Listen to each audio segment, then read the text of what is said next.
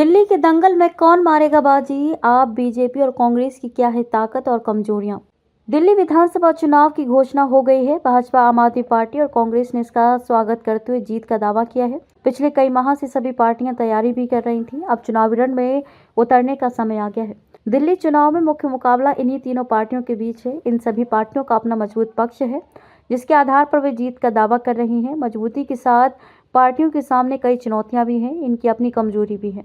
दिल्ली की सत्ता तक पहुंचने के लिए इन्हें अपनी कमजोरियों की पहचान कर उसे दूर करना होगा। आम आदमी पार्टी मजबूत पक्ष दिल्ली सरकार की उपलब्धियों और मुफ्त बिजली, पानी और महिलाओं के लिए निःशुल्क बस यात्रा को प्रचारित करने के साथ ही महिला सम्मान योजना, 60 वर्ष से अधिक उम्र के बुजुर्गों के निःशुल्क उपचार के लिए संजीवनी योजना सहित अन्य लोक लुभावन घोषणाएं, इसके माध्यम से मतदाताओं को जोड़ने का प्रयास। पार्टी के संयोजक अरविंद केजरीवाल कई गारंटी की घोषणा कर चुके हैं। पार्टी के पास अरविंद केजरीवाल जैसा लोकप्रिय नेता है। भाजपा व कांग्रेस के कई अनुभवी व जनाधार वाले नेता आप में शामिल हुए हैं। इनमें से कई को टिकट दिया गया है। नगर निगम चुनाव में जीत से वार्ड स्तर पर कार्यकर्ताओं की टीम तैयार। झुग्गी बस्तियों, अनाधिकृत कॉलोनियों और मुस्लिमों के बीच पार्टी की मजबूत पकड़। महिलाओं के बीच भी पार्टी की अच्छी लोकप्रियता है। आप सरकार पर भ्रष्टाचार के गंभीर आरोप लगे हैं। पार्टी के संयोजक अरविंद केजरीवाल सहित कई नेता जेल जा चुके हैं। मुख्यमंत्री आवास विवाद से लेकर आबकारी घोटाले व भ्रष्टाचार के अन्य मामलों को विपक्ष प्रमुखता से उठा रहा है। पिछले 10 वर्षों से सत्ता में रहने के कारण कई स्थानों पर विधायकों व सरकार के प्रति नाराजगी। चुनाव से पहले पार्टी के कई प्रमुख नेता पार्टी छोड़ चुके हैं। टिकट कटने से कई विधायकों व उनके कार्यकर्ताओं में नाराजगी से भीतरघात का डर। वायु प्रदूषण, दूषित पेयजल, यमुना की सफाई सहित अन्य समस्याओं को लेकर आपको विरोधी पार्टियां कटघरे में खड़ा कर रही हैं। दिल्ली सरकार से किए गए वादे पूरे नहीं करने का आरोप। मजबूत पक्ष दिल्ली में पार्टी का मजबूत संगठन है। बूथ स्तरीय कार्यकर्ताओं की टीम है।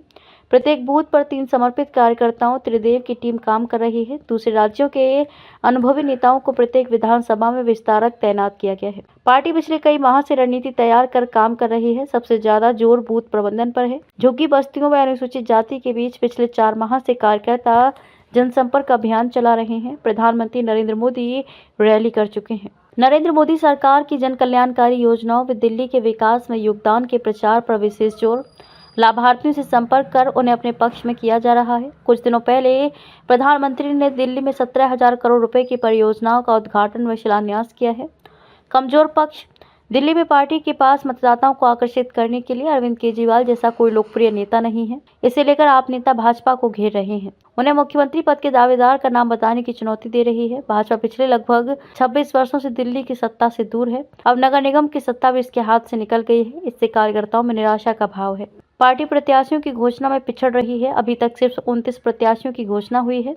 इसका असर चुनाव प्रचार पर भी पड़ रहा है। आपकी तुलना में जमीन पर भाजपा का चुनाव प्रचार कम दिख रहा है। प्रत्याशियों की घोषणा में देरी होने से गुटबाजी बढ़ने का भी खतरा।